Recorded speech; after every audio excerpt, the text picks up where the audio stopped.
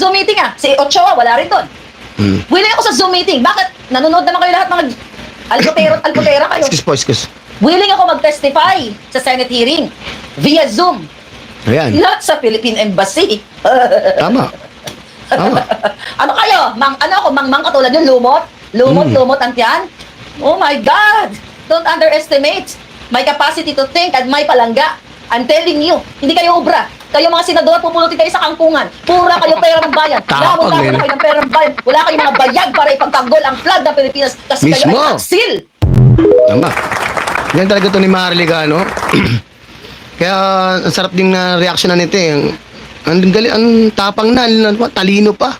No, talagang sa katotohanan talaga, no? Tapang, grabe. Tapa. Huwag kayo matapang yun. Pero we have to support him. We'll support him financially. Baka nasira na ang kanyang trabaho, kinabukasan, mga palangga, O, di ba, hindi pwede pagdating kay Morales, sasabihin ni Jinggoy, oh, ano ka ng mga dadamay ka dito ng mga pangalan, Nang walang alam si Jinggoy, lumot, ang tiyan. Pagdating kay Maricel, ay, po, thank you, ma'am. Nagpunta ka dito. Oo nga. O, magpahinga ka na. Meron kami dyan nakastock na maraming pulburon. Andyan yung kama. O, may mga trapper na yan. You know what I mean? Tang Jenimes na buhay ko sa Pilipinas. Pinagluloko tayo ng mga giatay. Ang tapang eh. Ano ba, marami pa tayo. Puro putol-putol nga lang kasi hindi pa tayo... Etong jutang Jenimes na si Jinggoy Estrada. Ay. Alam jutang... Ay nako, Dong. Ikaw convicted ka sa bribery. Okay, yung way of your questioning, unang-una, pinakita mo sa taong bayan na VO ka, Vovo. You know what? Pumunta ka dun sa Senate. Hindi, no? Hindi ni Maharlika. Ano sabi mo kay Morales? Kung sino dinadamay-damay mo tao dito? Nisindak mo, ganyan. Siya nga ka pala ito, the highest level.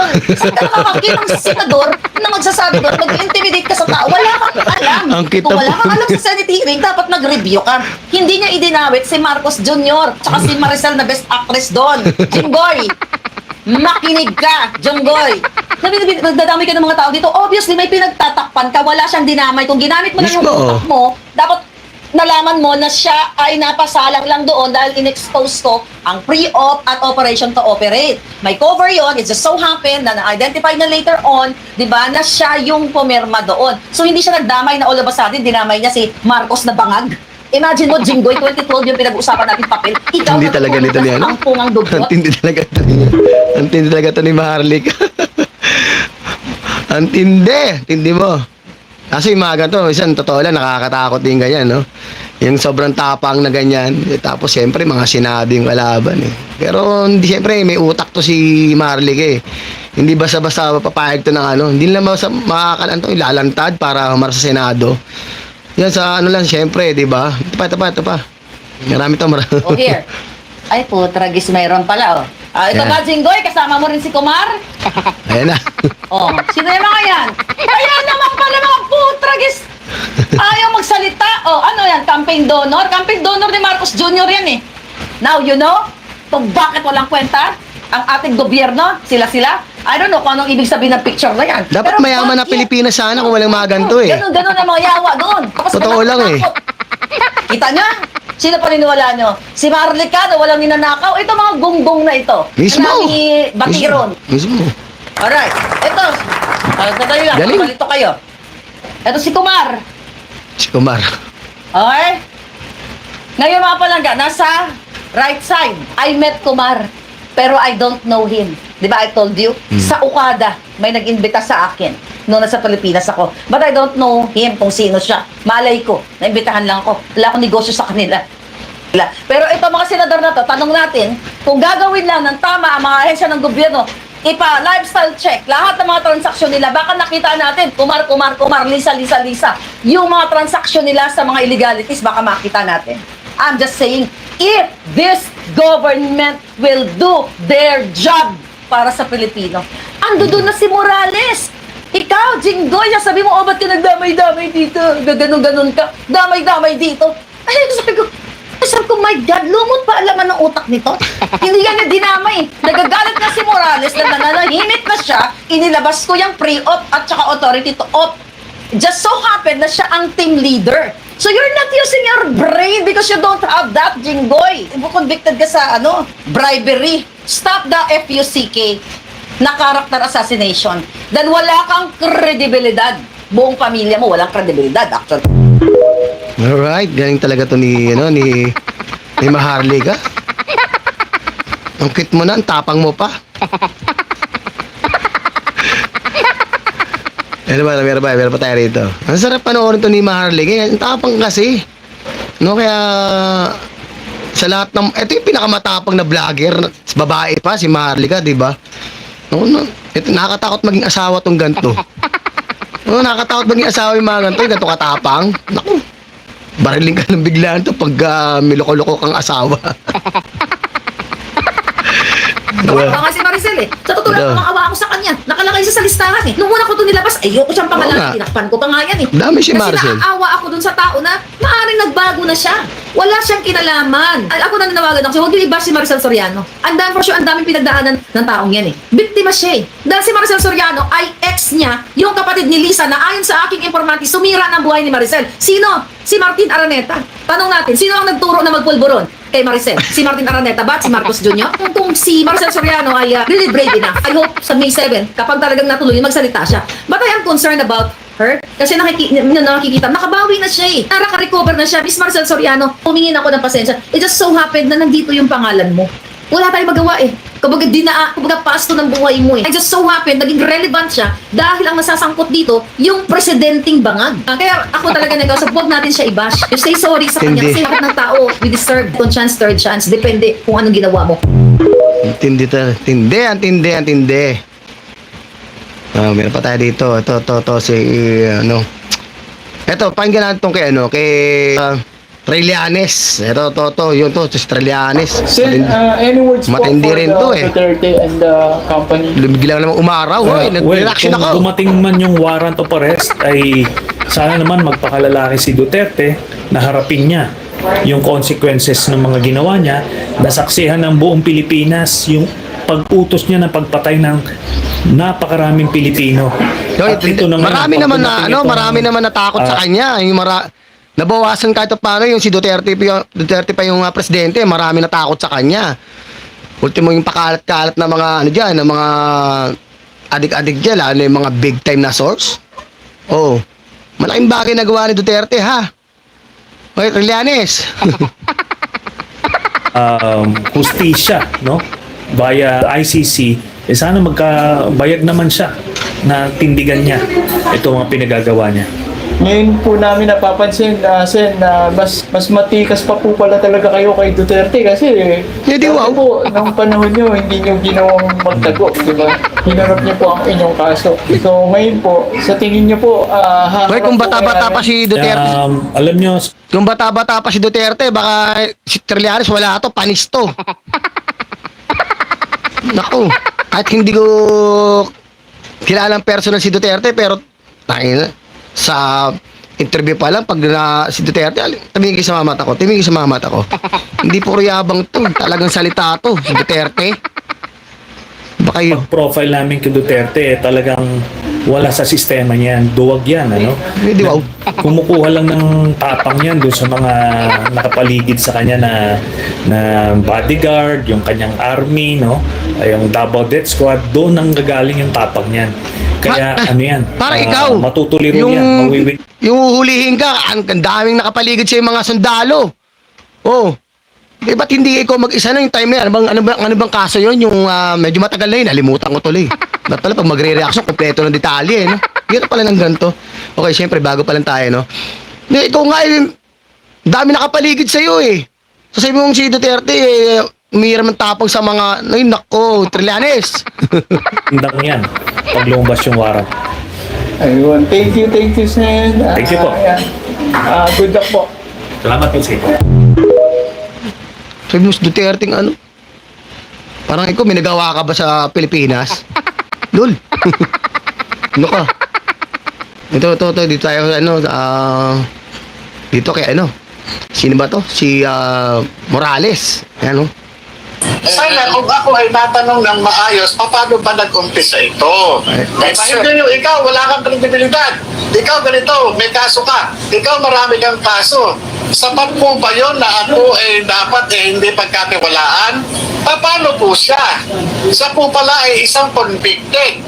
Dapat din po ba natin siyang pagkatiwalaan at tulad ng ginagawa niya sa akin? Ako naniniwala, dito sa ating bansa, pantay-pantay. Meron tayong batas. Di ba? Kaya nga tayong merong batas para meron tayong sundin. Magkaroon tayong ng kaayusan. Pero sa nakikita natin, paano kung ang isang senador na mismong gumagawa ng batas ay sila mismo ang tila sumasalaula Mismo. sa mga Galing mo ito. dyan, Morales. Di ba? Sa atin, sa ating mga ordinaryong tao, tama ba yung ginawa niya sa akin? Tama ba? Paano Kaya tayo makagagawa? Dapat talaga mayaman ang Pilipinas eh. Dahil syempre yung iba pinatatakpan na lang ng mga, alam niyo, lalo na pag mga mapera yung yung makakasuhan na, tatakpan nila, okay, kakilala nila. Kaya hindi masenso ang Pilipinas eh. Ang daming mahihirap talaga eh. Daming mahihirap. Magaling lang magsalita din pero hindi alam yung sarili niya eh. Ang tamang batas kung ang mismo mga gumagawa ng batas ang siyang tila sumasalaula sa mga ito. Parang ito ang batas na ito, ikaw hindi ka kasali. Di ba? Kasi masamang tao ka. Kasi marami kang kaso. Kasi ganito ka. Paano naman yung gumagawa ng batas kung may kaso at sentensyado na pala? Paano na yan? Dapat ba natin pagtiwalaan ang isang halal ng taong bayan? May batik pala o napatunayan na sa hukuman. Dapat ba natin siyang pagkatiwalaan? Di ba? Kaya hindi natin alam kung, alam nyo, pag nag-uunang mundo nako. Pag nag-uunang mundo. Ito, tuloy natin itong isang to kay Your Honor, Ito nga ba yun? after nung 30 Ito pala. Saan na ba yun? Ito. Ako sasabihin ko na, hindi siya marunong mag-imbestiga. Sayang ang sweldo ng taong bayan sa kanya. Mismo. Ito ang mga katagang binitawan ni former PDEA agent na si Jonathan Morales sa eksklusibong panayam Kaya minsan di lahat ng sa Senado nakaupo. Parehas eh. Tanong sa kanya ni Senator Jingo Estrada sa ginawang public hearing ng Senate Committee on Public Order and Dangerous Drugs nitong nakarang araw. Sa nasabing hearing kasi, paulit-ulit na binabanggit ni Senator Estrada ang background ni Morales kaugnay sa serbisyo nito sa pambansang pulisya at sa kung papaano ito nakapasok sa Philippine Drug Enforcement Agency o PDEA. Let me invite you to who you are. Yes, Your Honor. You were admitted in the PNP when? Malakas tumahol 1993, pero nakakabahan ng buntot Exactly. ng Trililin. Mismo, Dito Ma'am na- Tabila. Tama po. Simula. 1993, Kailan ka natanggal? saan, Your Honor? Ha? Saan po, Your Honor? From the Ma'am Tabila, salamat po sa pag-stay po. dyan ha. PNP. Samahan na dyan Sa po sa lahat PNP sa po, pag-stay. yung sinasabi po ni General Lasso. Just answer my question. Kailan ka natanggal? When were you dropped from the rolls of the Philippine National Police? According to the information that I have received, you were dropped from the PNP on April 25. Parang late. Kita niyo po ba? Meron pang yan, Your Honor, na restored yan, wait, Your wait, Honor. wait. You were admitted. You said you told us 1993. Correct? Admitted in the PNP. Yes, Your Honor. Yes, Your Honor. You were dropped from the PNP roll on 1994, the same month. Na-restore. What? Hindi po ako, hindi po ako familiar doon sa date. Kung itatanungin niyo po sa akin yung exact date, wala po sa akin yung eksaktong dokumento. Your Honor. Hindi mo alam kung kailan ka natanggal sa serbisyo? Your Honor, yung ganyang, hindi, kailangan ko sa dokumento. Your Honor. Ako alam ko kung kailan ako nakulong eh. Yun po, Your Honor, sa inyo. No? Hindi mo alam kung kailan ka na-drop sa PNP? Totoo po. Kasi, Si kung Jinggoy, pagbabasihan po natin ang dokumento, Your Honor, Pagkakuhan yan. Your Honor, Ayon kay Morales, walaan yung nakuhang magandang impormasyon ng senador kaugnay sa Tanda-tanda tunay na ni issue Jinggoy kung kailan siya bakit nakakulong eh. lumabas sa publiko ang mga dokumento ng PIDEA na kung saan nakasulat sa Ay, report nako. ang pangalan ni Pangulong Bongbong Marcos na sumisinghot ng white powdery substance. Hindi ganun ang pag-iimbestiga. Ako ba, mag-iimbestiga ako, pagagalitan ko yung iniimbestiga ko. Tama. Wala akong Tama ka dyan, makukuha ng Morales. sustansya. Dinadaan sa sindak eh. mamamatay tao pa yan, kahit magnanakaw pa yan, kahit pa Ay, Ma'am Irene Bayer, shout out. Paano ko ma-extract ang information kung aanuhin ko yan? Wala akong makukuha. Diba? Ayon kay Morales, nagtungo siya sa Senado bilang resource person at hindi isang suspect sa isang krimen. Resource Tama. person ako eh. Unang-una gusto ko nga linawin, akusado ba ako? Suspect ba ako? Tama. Diba? Nandoon ako as resource person tungkol doon sa PDEA leaks. Bakit ako pinatawag? Dahil doon sa mga dokumentong lumabas. Dagdag pa ng dating Kasi PDEA pagka, agent na halimbawa kung ano yan, balak ang sabit-sabit nitong sila siraan ang dyan. Pangulo ng Kaya pinipilit nilang kaya hanggat maaari, parang sinisindak ka dyan eh. O, kasi pag napatunayan mo yan, maraming sasabit dyan. Unang-una si Jinggoy. bansa, dapat ay noon pa niya ito ginawa nung tumatakbo pa lang ito sa pagkapangulo noong taong 2022 elections. Kung ako, gusto ko lamang ay manira o ano pa man, di sana 2016 nagsalita na ako Tama, kung mismo. kanino Tama. o doon sa mga kalaban niya. Tama. Di ba? Nung taong nandyan sa report na yan. 2022, nung tumatakbo siyang presidente, sana nilapitan ko na yung mga kalaban niya sa politika. Bakit hindi ko ginawa? Dahil hindi ako ganon. At yung mga impormasyon na yan, naiwan doon Kasi mismo maraming sasabit sa dyan, Intelligence kaya- Investigation Service ng PIDEA. Napilit nilang itinatanggi na meron. Nilinaw din ni Morales na hindi pa siya nakukulong kaugnay sa mga aligasyong ibinabato laban sa kanya.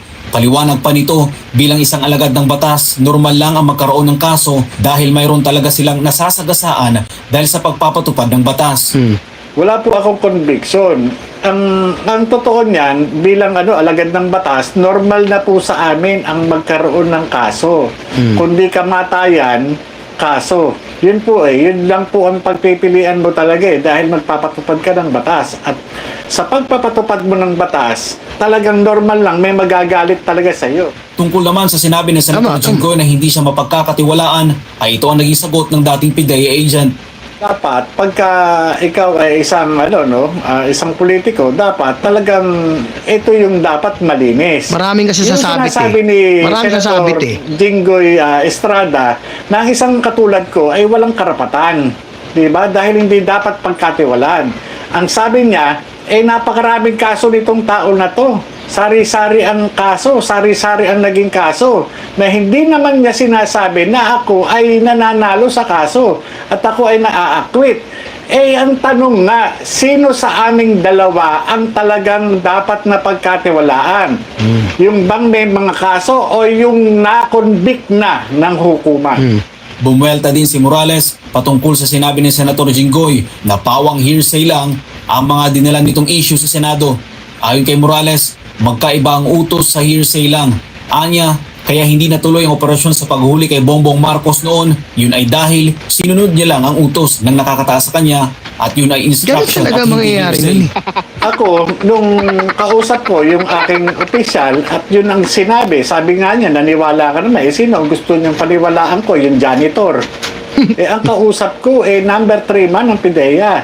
Assistant Secretary, Deputy Director General for Operation. Hindi ko paniniwalaan. So, hindi yung hearsay? Hindi po hearsay. Totoo po yung kausap ko po mismo, yung aking Deputy Director General for Operation.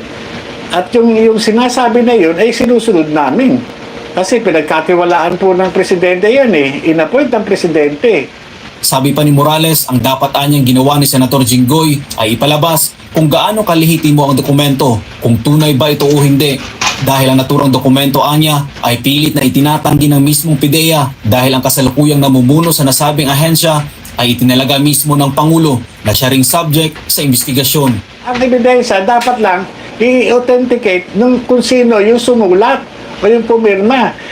Yung pong inaano dito is yung mga authority to operate at saka yung pre-ops. Ang mag-authenticate yan, ako. Kasi ako yung gumawa Sinasabi ko nga ako yung nag-imbestiga, ako yung Dinideny lamang nila. Bakit? Kasi nga, ang nag-appoint kay General Lasso ay yung nakaupong presidente ngayon. Yun po yun. Dahil sa mga nangyari at estilo ng pagtatanong sa kanya sa Senado, Hindi maiwasan ni Morales na matakot. Kanyang opinion po yun. Siyempre. Siguro talagang Talagang ganun po yung abot ng lahat, kanyang pagbabanta, babantaan ka dyan. Bilang isang bilang isang politiko, sinasabing halal ng bayan. Pagka ganun po yung abot ng ng kaisipan ng isang halal ng bayan, nakakatakot. Sa kabuuan ng hearing, sinabi ni Morales na paninira lang sa kanya ang tunay na pakay ni Senator Jinggoy Estrada. Una, talagang napansin ko talaga character assassination na yung ginawa niya, no? At wala siyang talagang inatupag, kundi Marami kasi sasabit dyan eh. durugin yung pagkatao ko.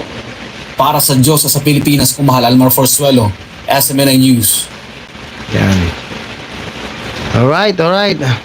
Kaya kasi syempre pag lumabas ang katotohanan, marami kasi sasabit dyan. Sino-sino ang dyan, nadadamay dyan. Kaya ang ginagawa hanggat maaari, gagawin sisindakin ka na lang dyan ng